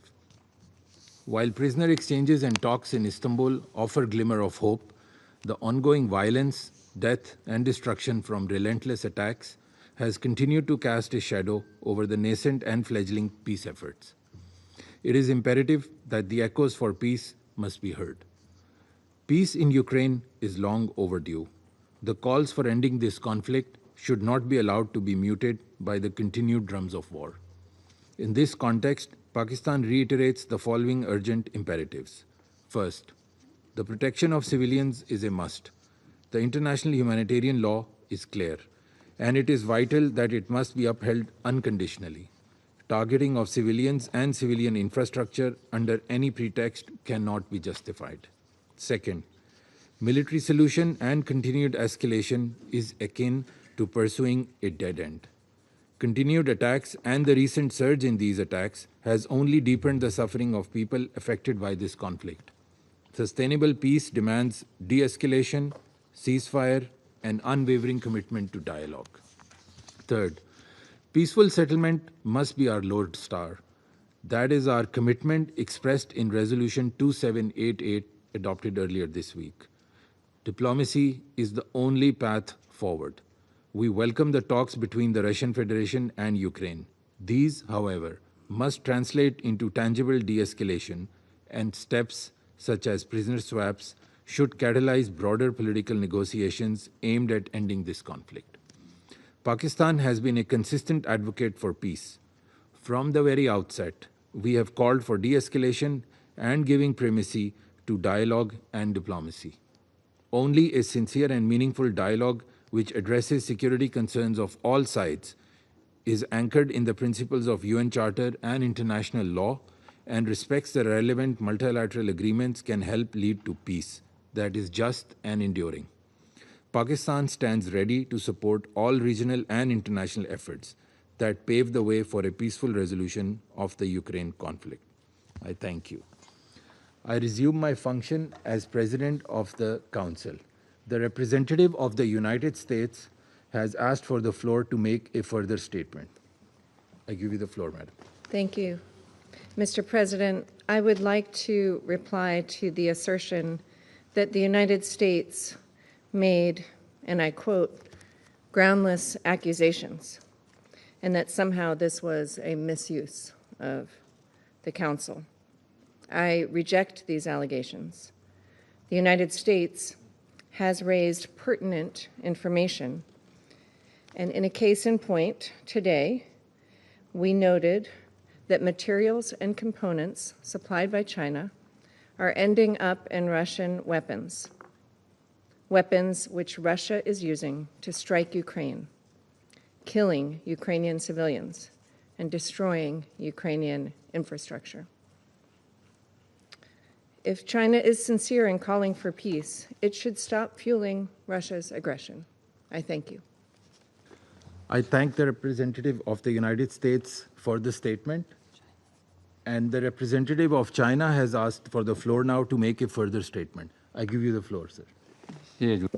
Thank you, President. I'll be very brief. China on the issue of Ukraine our position has been repeated so many times. We are calling for a ceasefire and we're committed to promoting peace talks. China's efforts have been seen by all. For the U.S., I would like to say that there are so many hotspot conflicts and complex international situations. The international community needs cooperation and solidarity instead of diversion and confrontation. Thank you. I thank the representative of China for those further remarks. I now give the floor to the representative of Ukraine. Thank you, Mr. President. I wish to express Ukraine's sincere appreciation to the Presidency of Pakistan for convening today's meeting. We are also grateful to ASG Miroslav Yencha and ASG Joyce Msuya for their insightful briefings. Tragically, since the last meeting of the Security Council in June, the security situation in Ukraine has not improved. On the contrary, the Russian Federation has intensified its campaign of terror through relentless drone and missile strikes, deliberately targeting civilians across our country. This month, each massive attack by the Russian Federation on Ukrainian civilians and civilian infrastructure has broken previous records in the number of missiles, drones, and bombs used, resulting in further civilian casualties and destruction. Ukraine strives to ensure that the world hears the story of every life lost as a result of Russia's illegal, unprovoked, and unjustified war of aggression. Each life is irreplaceable, a profound loss that can never be undone. Allow me to share one of, unfortunately, many such stories. This month, in the village of Pravdane in Kherson region, a Russian drone strike claimed the life of Dmytro, a boy just 1 year and 1 month old, as he stayed in his great-grandmother's home. The Russian military's use of FPV drones to kill people, children, has become increasingly widespread, a tactic that epitomizes the cruelty of this war of aggression. Russia's continued assault on civilians underscores the urgent need for sustained and increased international support to protect Ukraine's population. We are profoundly grateful to all partners providing air defense systems and other essential security assistance. We urge the continued and expanded supply of these vital capabilities, because for millions of Ukrainians, these systems are the difference between life and death. Enhanced military support to Ukraine is vital and is not designed to prolong the war, as the Russian side falsely claims, and will do so next week at this chamber. On the contrary, this assistance helps to stop Russia's war of aggression. If the aggressor state does not feel the consequences on its own territory, it will never stop its colonial war.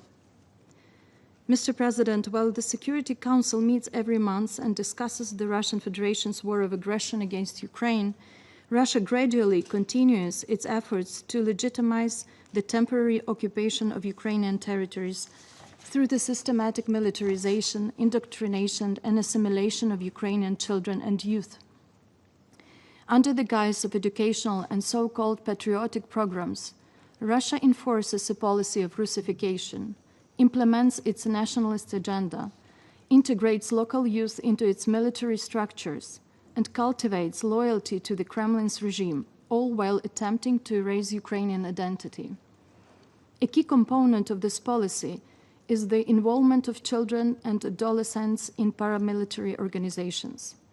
Through state-run movements such as Yun Armia, Young Army, and the Movement of the First, the Russian Federation is building a mobilization reserve to sustain its war of aggression not only against Ukraine, but also against what it labels the collective West and other perceived adversaries.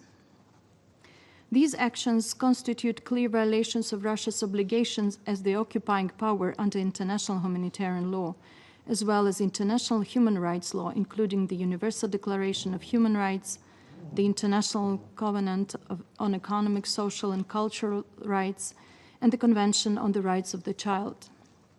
Russia is exploiting education and leisure, spaces meant for development and growth, to indoctrinate and militarize children whose worldviews are still forming. They are being turned into tools of war propaganda within a system disturbingly reminiscent of North Korea. We call on the international community to confront these egregious violations and to hold the Russian Federation accountable for its systematic attempts to normalize war of aggression, temporary occupation of the territory of Ukraine, and the instrumentalization of children in its war efforts. Mr. President, the Russian Federation continues to pursue criminal policies aimed at forcibly altering the demographic composition of Ukraine's temporarily occupied territories. Under the pretense of mortgage and housing assistance, Russia is actively resettling its own citizens into these areas, a strategy designed to entrench its temporary occupation of the territory of Ukraine and undermine the rights of the local population.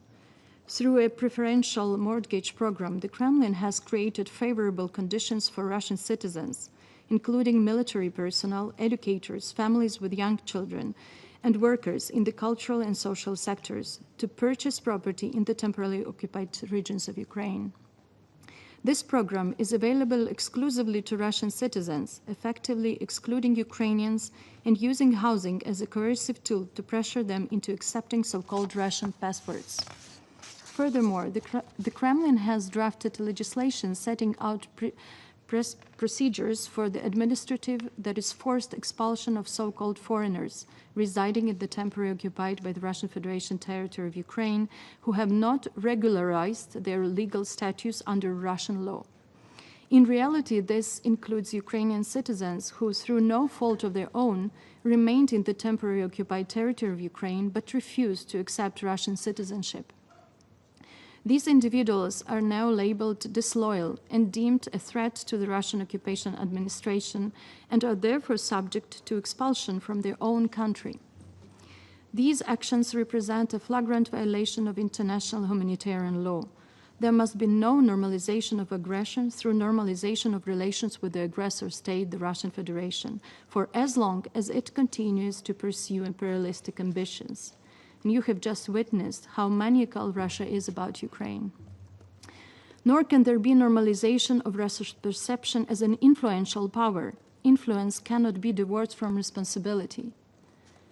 As the renowned Ukrainian philosopher Grigory Skovoroda wrote back in the 18th century, I quote, "It is commendable not to be liked by bad people," end of quote. In the case of the Russian Federation, we say it is commendable not to be liked by a rotten state. Mr. President, it has been 136 days since the United States have put forward a proposal for a full and unconditional ceasefire. Ukraine has accepted it and has been consistently demonstrating readiness for diplomatic engagement. Ukraine has a clear political will.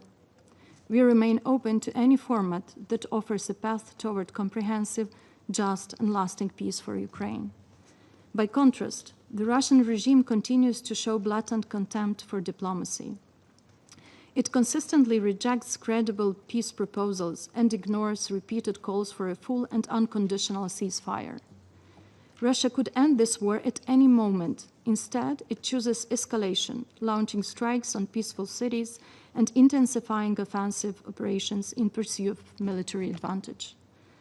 Russia also uses peace efforts to spread in manipulative narratives. Following a recent negotiation round held in Istanbul on July 23, its representatives made misleading public claims regarding the initial list of abducted children submitted earlier by Ukraine. We must clarify these facts. This initial list of 339 names was submitted by Ukraine as a confidence-building measure. To date, Russia has provided fragmented responses, offering partial information on fewer than 1/5 of the children. There has been no response at all concerning over 200 children, including those from the Kherson orphanage. Russia mentioned children from the list allegedly returned. In fact, only 6 children were returned, 5 of whom are siblings. This was the result of a year-long humanitarian effort mediated by the state of Qatar, a process demonstrating the power of third-party engagement and not Russian goodwill. The Kremlin continues to expand its war of aggression against Ukraine, drawing others into its campaign of terror, including the use of North Korean troops and Iranian-manufactured weapons. We therefore call on the United States and the international community to intensify coordinated pressure on the regime in Moscow and its military-industrial complex, as well as on those around the world who support and enable Russia's war of aggression effort. The time for action is now, and there is no room for delay. Mr. President, the Russian Federation has been extensively and systematically using anti-personnel landmines as a method of warfare against Ukraine's security and defense forces. When Ukraine signed and ratified the Ottawa Convention, it did so in good faith, relying on security assurances provided by the parties to the Budapest Memorandum. It could not have foreseen that a signatory to that very memorandum, the Russian Federation, would later on launch a illegal, unprovoked, and unjustified full-scale military invasion of Ukraine. As a result of Russia's widespread use of landmines, Ukraine has found itself in an unequal and unjust situation that severely constrains its inherent right to self-defense as guaranteed by Article 51 of the UN Charter. Accordingly, and in line with Article 62 of the Vienna Convention on the Law of Treaties, Ukraine has taken difficult but necessary decision to suspend the operation of the 1997 Ottawa Convention. Mr. President, as none of the sovereign and independent member states of the United Nations would, nor will Ukraine accept the temporary occupation by the Russian Federation of any part of its sovereign territory. Ukraine seeks a comprehensive, just and lasting peace, one rooted in the principles of the United Charter and backed by credible, binding, and long-term security guarantees. A full, immediate, unconditional, and comprehensive ceasefire for at least 30 days remains a critical first step. It is the foundation for halting the war of aggression, restoring confidence, and enabling meaningful negotiations. At the last meeting in Istanbul, Ukraine clearly advocated for such a ceasefire. We also emphasized the importance of a high-level summit between leaders to lay the groundwork for a durable and comprehensive peace. Ukraine stands ready to convene such summit meeting till the end of August. The Security Council has a critical role to play at this juncture by expressing its unequivocal position on the urgent need to terminate hostilities as the first step towards comprehensive, just, and lasting peace for Ukraine on the basis of the UN Charter. In this context, we reiterate our call to the Council to adopt without delay a resolution demanding an immediate, full, and unconditional ceasefire.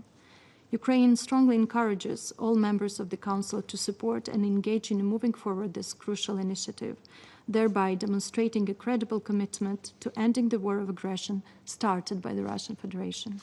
Thank you. I thank the representative of Ukraine for the statement. I now give the floor to the representative of Poland. Mr. President, at the outset, I would like to thank you for convening this meeting and the briefers for their important interventions.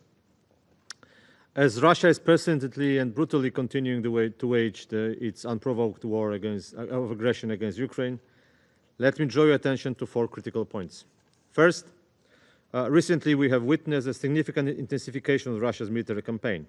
Growing pressure along the front line is being reported, accompanied by the intense air raids across the country.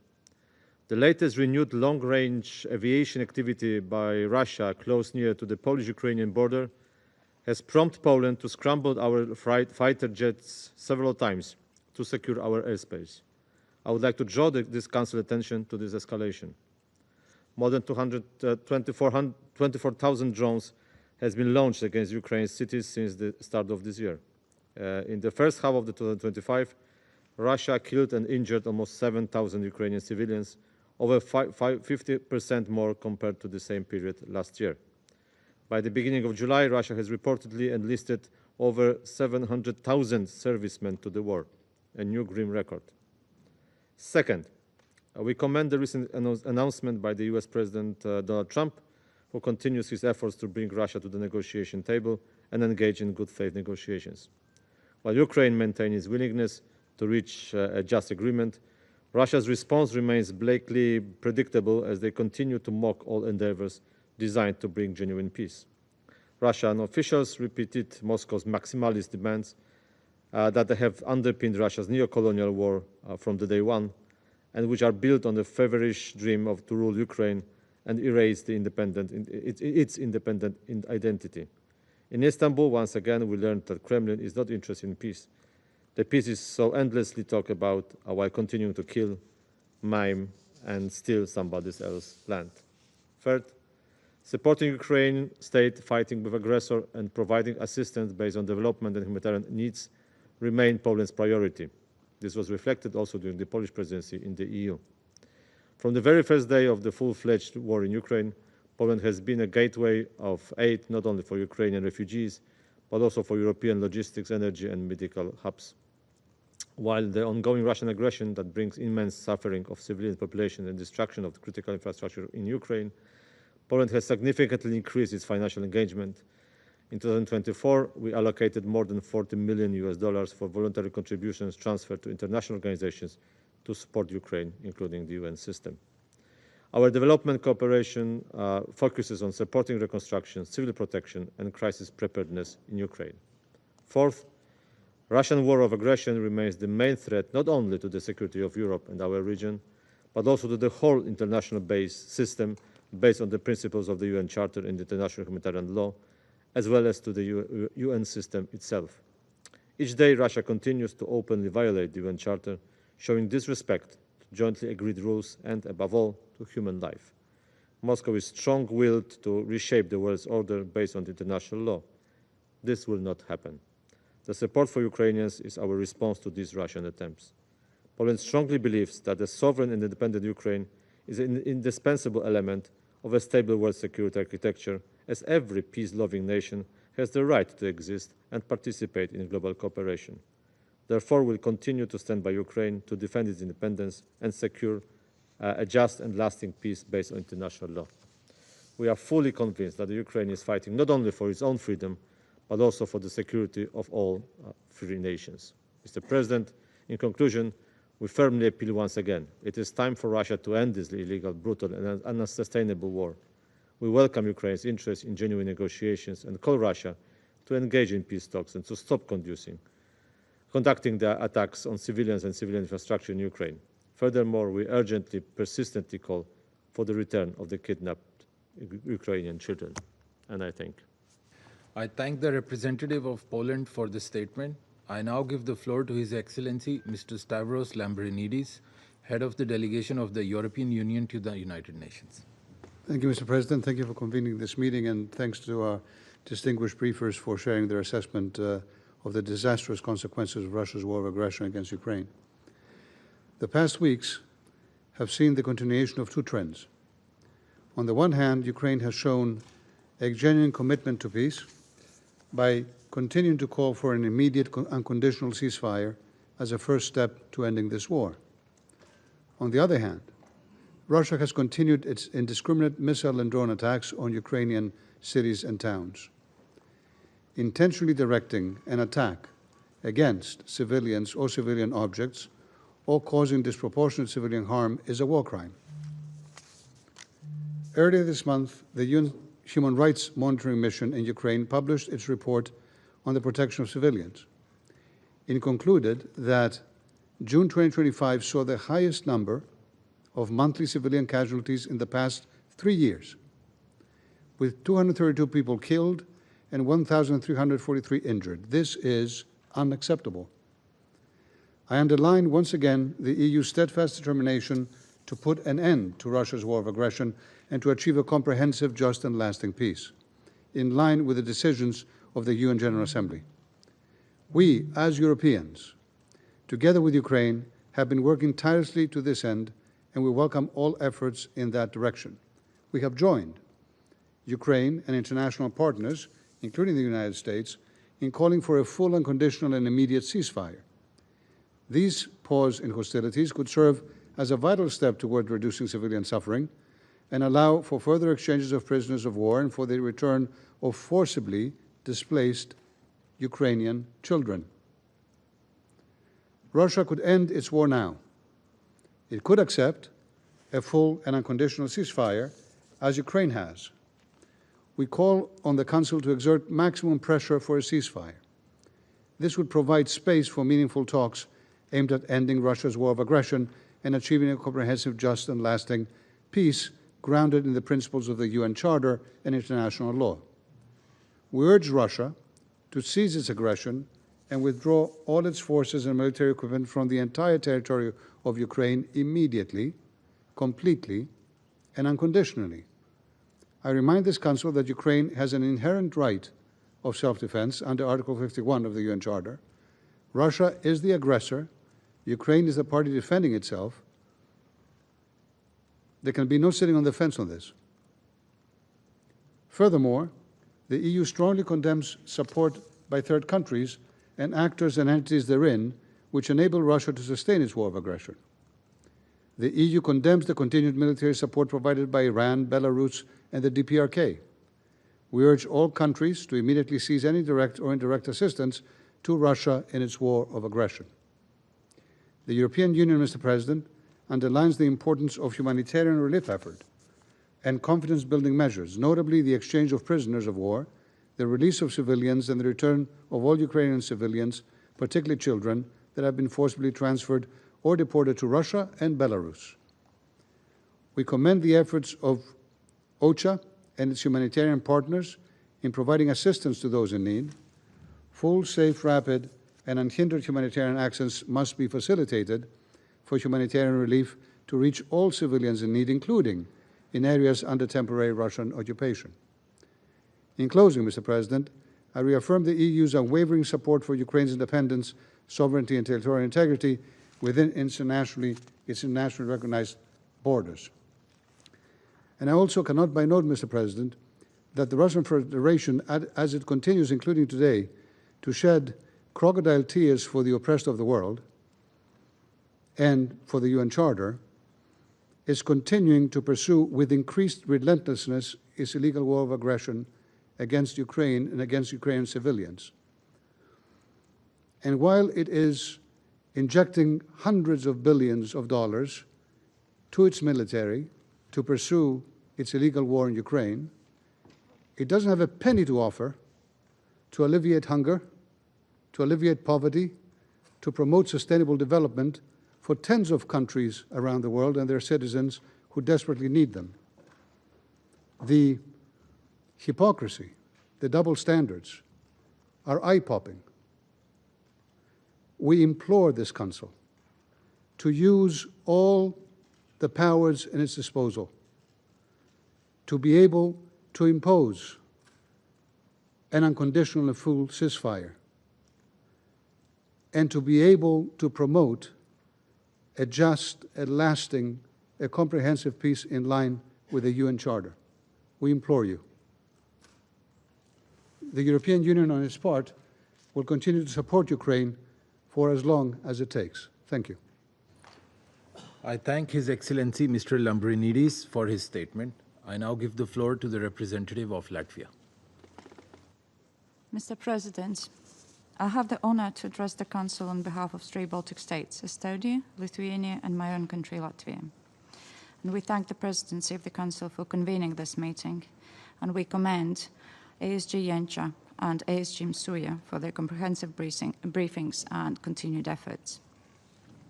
The UN plays a vital role in Ukraine, delivering life-saving humanitarian aid to those in need and ensuring that the facts of the war are documented with accuracy and impartiality, upholding the principles of human dignity and international accountability.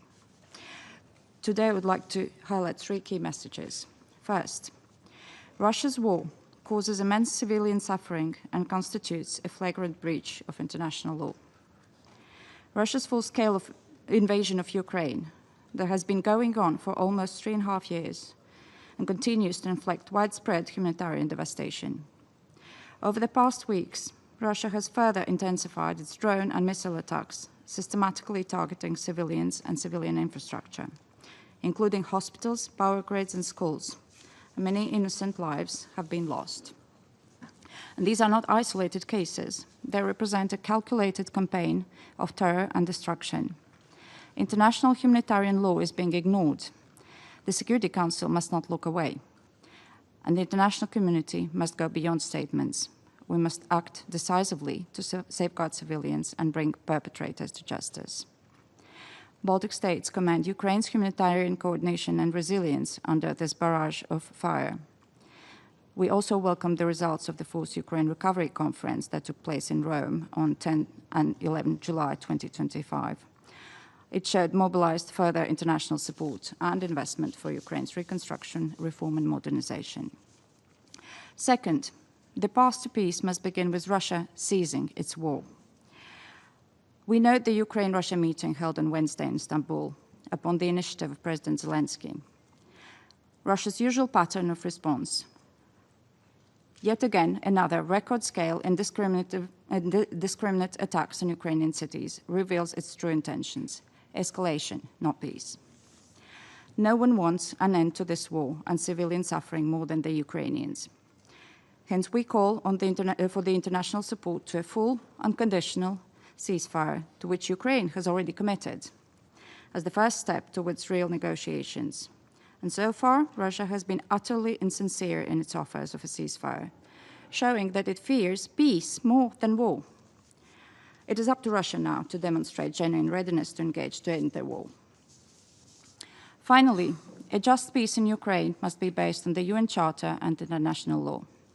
Russia's illegal war against Ukraine is a frontal assault on the principles of the UN Charter.